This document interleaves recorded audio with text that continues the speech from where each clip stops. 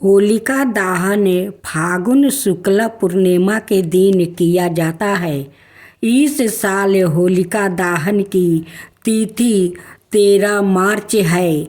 होलिका दहन के शुभ मुहूर्त की बात करें तो यह गुरुवार रात 11:26 बजे से देर रात 12:30 बजे तक है। इस दौरान होलिका दहन करें। होलिका दहन का त्योहार बुराई की अच्छाई पर जीत के प्रतीक के तौर पर माना जाता है। होलिका दहन के दौरान घर में सुख संपत्ति की कामना की जाती है। मानता है कि होलिका दहन से घर से नकारात्मक ऊर्जा दूर होती है, इसलिए पूरे श्रद्धा भाव से होलिका दहन किया जाना चाहिए। ध्यान रहे कि इस दौरान भादरा नहीं होनी चाहिए। होलिका दहन की पूजन विधि। होलिका दहन के दिन सुबह जल्दी उठकर नहा धोआ ले। व्रत का संकल्प लेने के बाद होलिका दहन की तैयारी करें। जिस जगह पर होलिका दहन करना हो उस जगह को साफ कर ले। यहाँ होलिका दहन की सारी सामग्री इकट्ठा कर ले। इसके बाद होलिका और प्रहलाद की प्रतिमा बनाकर भगवान नरसिंह की पूजा करें। शुभ मुहूर्त के दौरान होलिका की पूजा करें और उसमें अग्नि दे।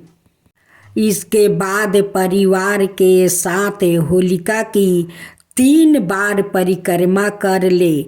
फिर नरसिंह भगवान से प्रार्थना करते हुए होलिका की आग में गेहूं, चने की बलिया, जौ, गोबर के उपले आदि डाले। इसके बाद होलिका की आग में गुलाल और जल चढ़ाए। होलिका की आग शांत होने के बाद उसकी राख को घर ले जाए। इससे घर की नकारात्मक ऊर्जा दूर होती है।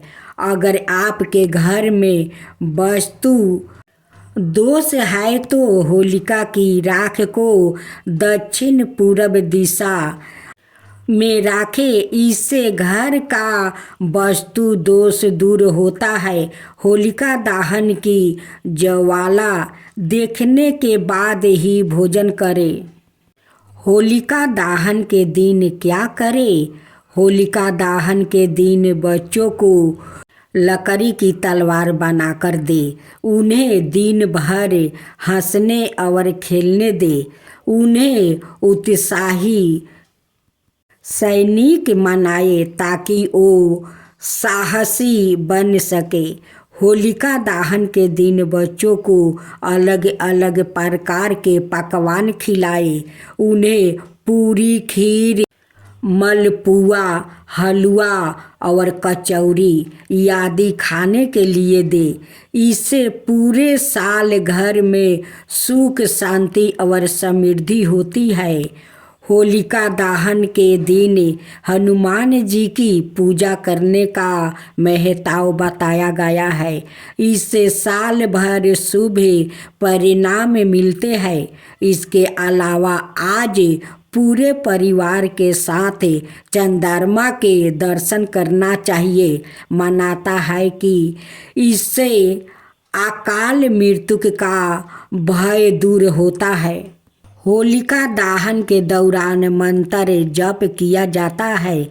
होली की यह अलग अलग स्थानों और पूजा परिस्थितियों में अलग अलग हो सकता है, लेकिन होलिका पूजन के दौरान इस मंत्र का जप कर सकते हैं। आदि काल में हिरण्यकश्यप नाम का राक्षस के घर पर प्रहलाद का जन्म हुआ था। प्रहलाद भगवान विष्णु के भक्त थे, जबकि हिरण्यकश्यप खुद को ईश्वर से भी बढ़कर समझता था। हिरण्यकश्यप ने प्रहलाद को विष्णु भक्ति के मार्ग से हटाने के लिए कई प्रयास किया, लेकिन वो सफल नहीं हो पाया। हिरण्यकश्यप ने आग बबूला होकर प्रहलाद को मारने की भी कोशिश की, लेकिन वो इसमें भी कामयाब नहीं हो सका। इसके बाद उसने अपनी बहन होलिका को मदद के लिए बुलाया। होलिका को शिव जी से वरदान मिला था कि उसे अग्नि नहीं जला सकती है। इसके बाद आयोजन बनाई गई कि प्रहलाद को होलिका की गोद में बैठाकर आग में जला दिया जाएगा। इसके बाद होलिका प्रहलाद को लेकर चिता में बैठ गई, लेकिन भगवान विष्णु की कृपा से होलिका जल गई और प्रहलाद सही सलामत बच गया। इसके बाद से होलिका दहन किया जाता है। होलिका राक्षस कुल के महाराज हिरण्यकश्यप की बहन थी। यह अग्निदेव की उपासक थी। अग्निदेव से उन्हें वरदान में ऐसा वस्तु मिला था जिसे धारण करने के बाद अग्नि उन्हें जला नहीं सकती थी। बस इसी बात के चलते हिरण्यकश्यप ने उन्हें यह आदेश दिया कि वो उनके पुत्र प्रहलाद यानी कि होलिका के भतीजे को लेकर हवन कुंड में बैठे। भाई के इस आदेश का पालन करने के लिए वो प्रहलाद को लेकर अग्नि कुंड में बैठ गई। इसके बाद ईश्वर की कृपा से इतनी तेज हवा चली कि वो वस्तु होलिका के शरीर से उड़कर भक्त प्रहलाद के शरीर पर गिर गया। इससे प्रहलाद तो बच गया, लेकिन होलिका जल कर भस्म हो गई। लेकिन होलिका के अग्नि में बैठने के पीछे जो कथा है उसे कम लोग ही जानते हैं। कथा के अनुसार होलिका इलोजनी नाम के राजकुमार से प्रेम करती थी। इन दोनों ने विवाह की योजना भी बना ली थी। फागुन पूर्णिमा के दिन इलोजी बारात लेकर होलिका से विवाह करने आने वाला था, लेकिन किस्मत को कुछ और ही मंजूर था। हिरण्यकश्यप ने होलिका को आदेश दिया कि वो प्रहलाद को अपनी गोद में लेकर चिता पर बैठ जाए।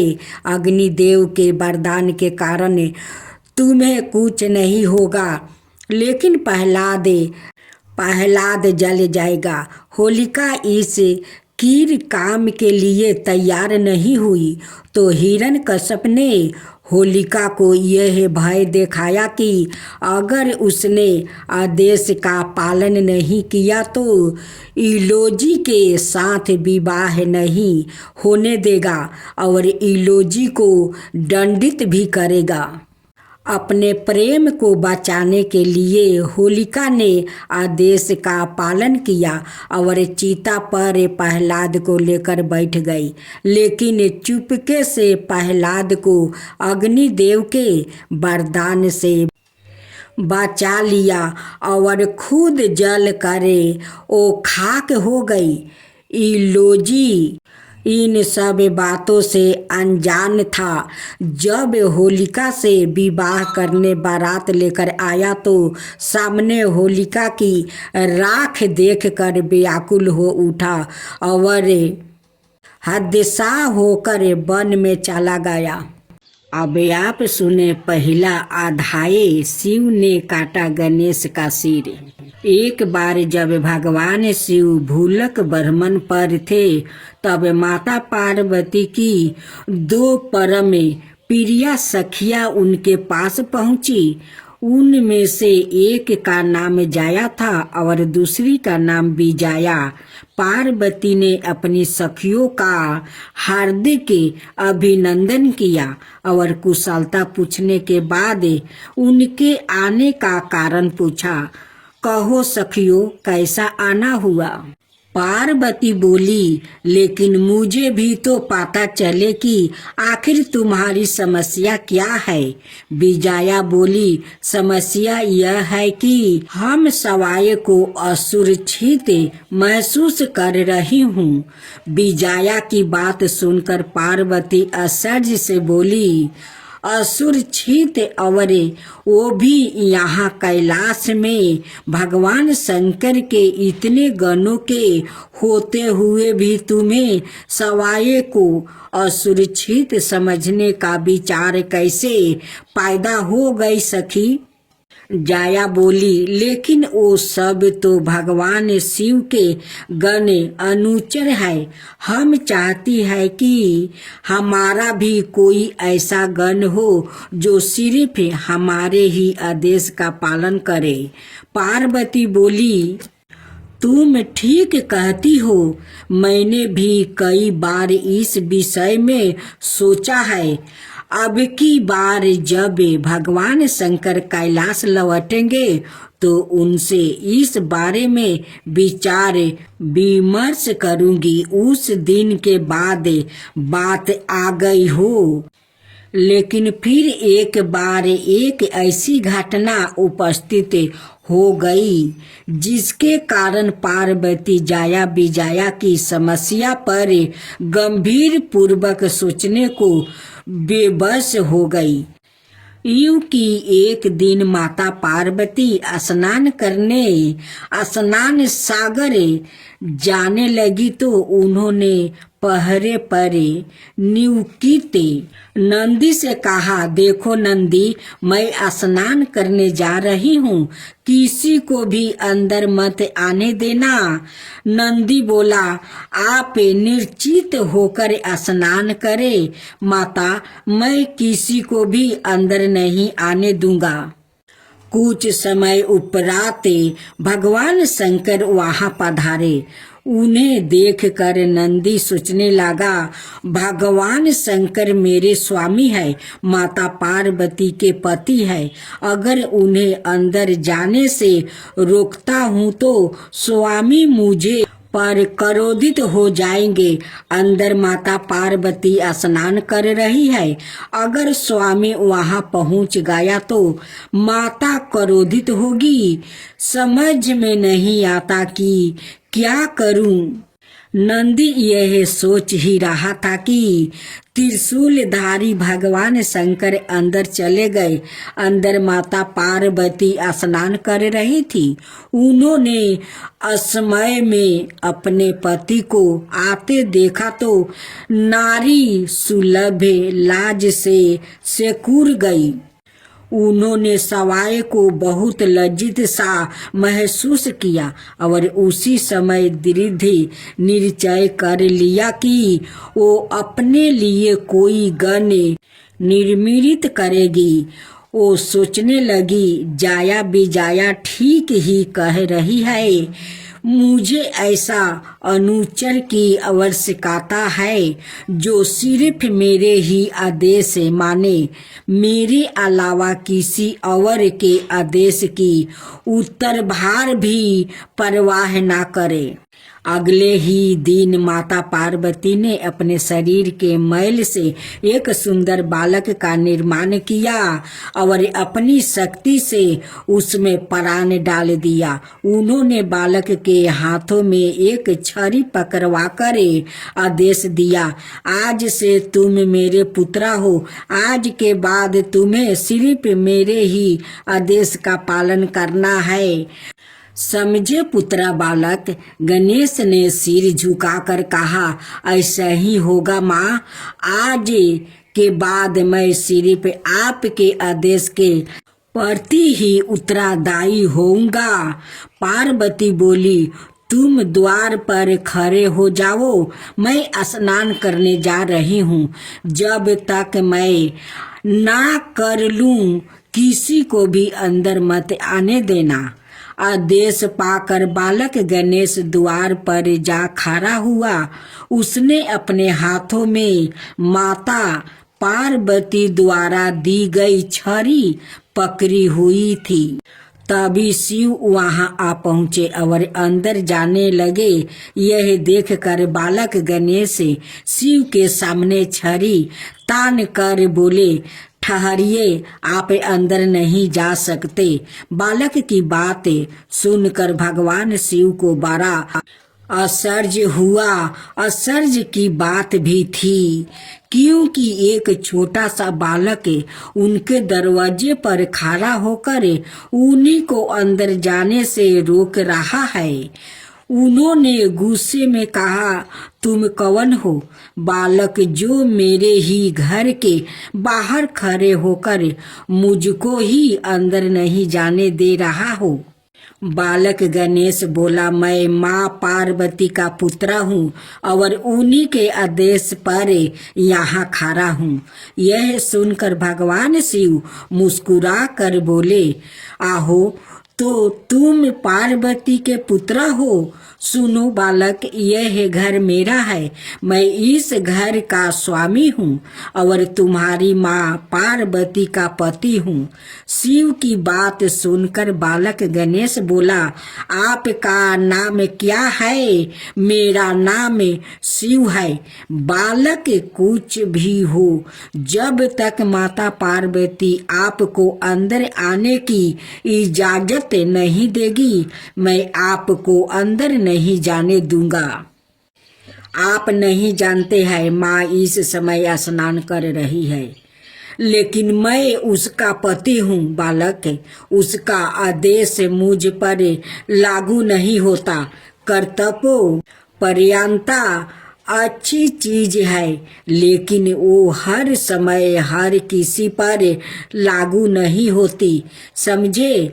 अब रास्ता छोड़, मुझे देर हो रही है। आप कोई भी क्यों ना हो, मैं आपको अंदर नहीं जाने दूंगा। माता पार्वती का ऐसा ही आदेश है। बालक गणेश की बात सुनकर शिव को गुस्सा आ गया। उन्होंने अपने दोनों गणों को, जिनके नाम नंदी और बिरगू थे, अपने पास बुलाकर आदेश दिया, इस दृष्ट बालक को द्वार से हटाकर मार्ग साफ कर दो। ना जाने कहाँ से यह आकर दरवाजे पर जम गया है, मार्ग को रोक रहा है। कहता है कि यह पार्वती का पुत्र है। अपने स्वामी का आदेश पाकर नंदी और बिरगू बालक गणेश के पास पहुँचे और बोले, रास्ता छोड़ बालक, हमारे स्वामी पधारेंगे। यह सवाई भू भगवान आशुतोष है, इनके सामने धीरस्ता करना अपराध है। स्वामी नाराज हो गए तो अनर्थ हो जाएगा, तुम संकट में पड़ जाओगे। तुम्हारे स्वामी नाराज होते हैं तो होते रहे, मुझे इसकी कोई परवाह नहीं है। मैं अपनी माता पार्वती का आदेश नहीं टाल सकता। नंदी और बिरगू दोनों गणेश को जबरन द्वार से हटाने को आगे बढ़े, किंतु वो गणेश को छू भी ना सके। गणेश ने माता पार्वती द्वारे प्राचत छड़ी से उनकी धुनाई शुरू कर दी। धुनाई उनकी जबरदस्त थी कि दोनों वहां से भागकर शिव के पास पहुंचे और अपनी सफलता बताई। यह सुनकर शिव क्रोधित हो उठे।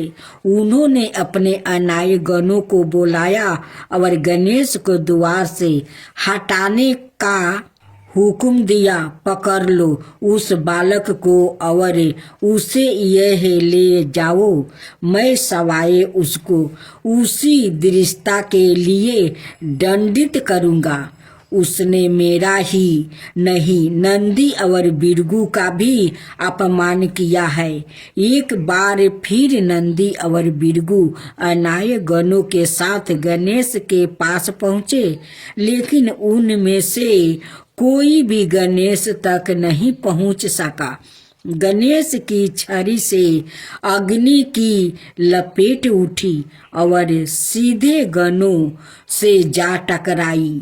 शिव गण चीखते चिल्लाते भगवान शिव के पास पहुँचे और बोले, स्वामी रक्षा करो, उस बालक की छड़ी से जो अग्नि निकली उससे हम पूरी तरह झुलस गया है।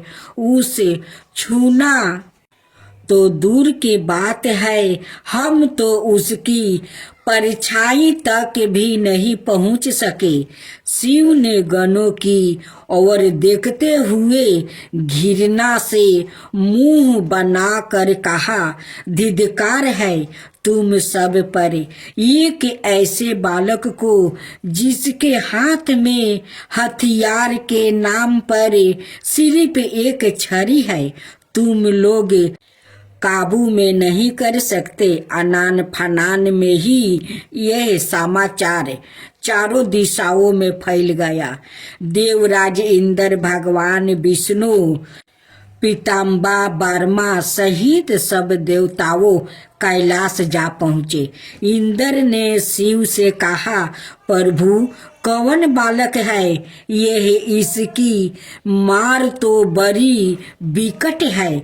आपके सारे गण कोशिश करने के बावजूद भी उसे छू तक नहीं पा रहा है।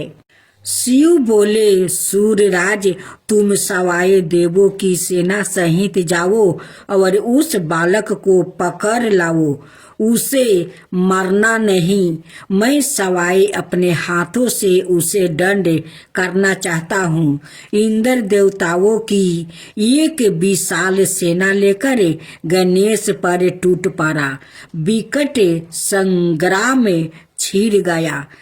उसके अग्नि अस्त्र गणेश पर अग्नि वर्षा करने लगे, किंतु बालक गणेश तक वो अस्त्र पहुंच नहीं पा रहा था। यह देखकर इंद्र सोचने लगा, यह कैसा चमत्कार है, मेरा कोई भी अस्त्र इस पर काम नहीं कर रहा है, उल्टे इसकी छड़ी से अग्नि की चिंगारियां निकल कर मेरे सैनिकों को जला डाल रही है। इधर माता पार्वती अपनी सखियों के साथ स्नान सागर से निकल आई। बाहर आने पर जो दृश्य देखा उसने देखकर वो आश्चर्यचकित होकर बोली, अरे यह क्या? यहाँ तो विकट संग्राम छिड़ा हुआ है। सभी देव सेना भगवान शिव के गण एक छोटे से बालक पर टूट पड़ रहे हो। यह तो सरासर अनर्थ है। मैं यह अनर्थ कभी नहीं होने दूंगी। मैं अपने बच्चे गणेश का बाल भी पाका नहीं होने दूंगी। यह कहकर पार्वती ने अपने हाथ के संकेत से गणेश में अपनी शक्ति भर दी। शक्ति पाकर गणेश और भी उमंग हो उठा।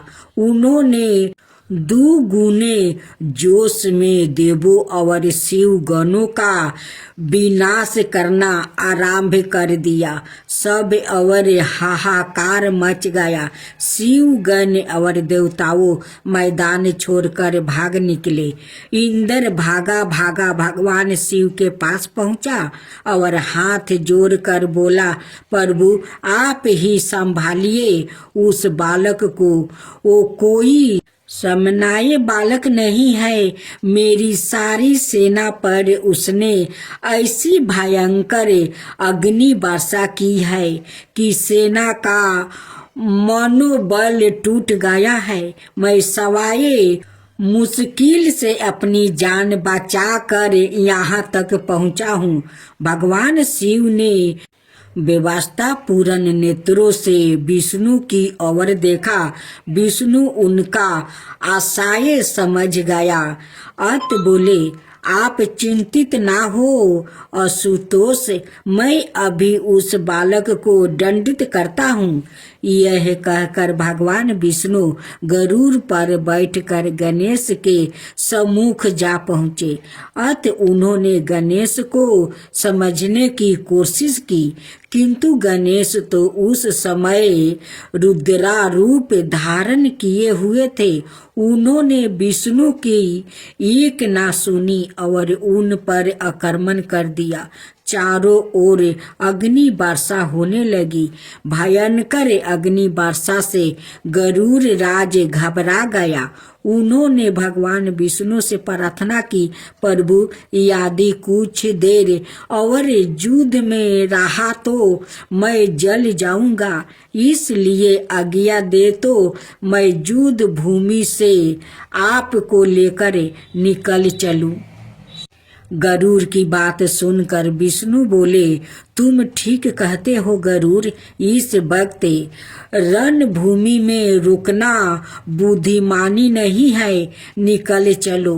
भगवान शंकर सवाई उससे निपटने लगे। विष्णु पराजित होकर शिव के पास पहुँचे। उन्होंने शिव से कहा, उस बालक को सीधे युद्ध में हराना असंभव है, वो तो साक्षात काल बना हुआ है, उस छल से ही मारा जा सकता है।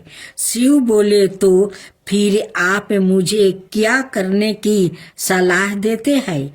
विष्णु बोले, मैं उसे अपनी माया से मोहित करता हूँ, फिर जैसे ही आपको अवसर मिले उसका वध कर दीजिए। विष्णु के विचार से अवगत होते ही माँ पार्वती की दोनों शक्तियों ने गणेश को अपना बल प्रदान कर दिया और सवाई अंतर्ध्यान हो गई। भगवान विष्णु ने गणेश पर अपनी माया फैलानी आरंभ कर दिया। भगवान शिव अपना तीक्ष्ण त्रिशूल उठाया, गणेश की ओर झपट कर बोले, ठहर दुष्ट बालक, अब मैं तुझे माफ नहीं कर सकता। अब तुझे इस त्रिशूल का स्वाद चखना ही होगा। शिव को अपनी ओर झपटते देखकर गणेश ने माँ पार्वती को याद किया और माँ पार्वती द्वारा दी गई शक्ति शिव के त्रिशूल पर दे मारी। शिव के हाथ से त्रिशूल छूटकर भूमि पर जा गिरा। यह देख शिव घबरा गया। वो सोचने लगे, आहो, इसने तो मेरा त्रिशूल भी बेकार कर दिया। खैर, कब तक बाँचेगा? मैं अभी बाणों द्वारा इसे यम में द्वार दिखा देता हूँ। यह सोचकर शिव ने अपने धनुष पर पंच बाण चढ़ाया और गणेश की ओर छोड़ दिया। गणेश ने परिधि शक्ति से पांचों बाण एक साथ काट डाले। साथ ही उन्होंने परिधि शक्ति को विष्णु की ओर झोंक दिया, जो अब शिव की सहायता के लिए उनके निकट पहुँचे चुके थे। मगर विष्णु तुरंत परिधि शक्ति के घेर में अलग हो गया था। इस तरह गणेश का यह बार असफल हो गया। यह देख शिव और विष्णु में आंखों ही आंखों में संकेत हुए। शिव संकेत समझकर उत्तर दिशा की ओर बढ़ गया। विष्णु गणेश को युद्ध में उलझाते रहे। विष्णु जितने भी बार गणेश पर कर रहे थे, गणेश उन सभी को विफल कर रहे थे। इससे उनका ध्यान अपनी रक्षा की ओर भटक गया था। तभी उत्तर दिशा में भगवान शिव ने त्रिशूल ताक कर गणेश की ओर फेंका। विष्णु से अपनी सुरक्षा में अटके गणेश ने कल्पना भी नहीं की थी कि शिव पीठ पीछे से उन पर हमला करेंगे। इसलिए वो निर्चित होकर विष्णु से जूझ रहे थे। इस बार भगवान शिव के त्रिशूल का वार बिल्कुल सफल हुआ। त्रिशूल गणेश के मस्तक को काटा हुआ दूर जा गिरा। उनका धैर्य वही खारा का खारा रह गया। धर और मस्तक कुछ देर तक कांपते रहे, फिर दोनों शांत हो गया। दोनों और गणों ने शिव के जयकारा बोलने आरंभ कर दिया। जय गणेश जय गणेश जय गणेश देवा, माता जानकी पार्वती पिता महादेवा। जय गणेश जय गणेश जय गणेश देवा। एक दांत दयावंत चार भुजी धारी, मस्तक सिंदूर सोहे मूस की सवारी। जय गणेश जय गणेश जय गणेश देवा, माता जानकी पार्वती पिता महादेवा। अंधन को आँख देते, कोढ़ियन को काया, बाजिन को पुत्र देते, निर्धन को माया। जय गणेश जय गणेश जय गणेश देवा, माता जानकी पार्वती पिता महादेवा। हार चढ़े फूल चढ़े और चढ़े मेवा, लड्डुअन का भोग लगे संत करे सेवा। जय गणेश जय गणेश जय गणेश देवा, दीनन की लाज रखो शुभ सुतिवारी, कमना का पूरा करो जग बलिहारी। जय गणेश जय गणेश जय गणेश देवा, सूर्य सायं शरण आए सफल की जो सेवा। जय गणेश जय गणेश जय गणेश देवा, माता जानकी पार्वती पिता महादेवा। जय गणेश जय गणेश जय गणेश देवा, माता जानकी पार्वती पिता महादेवा।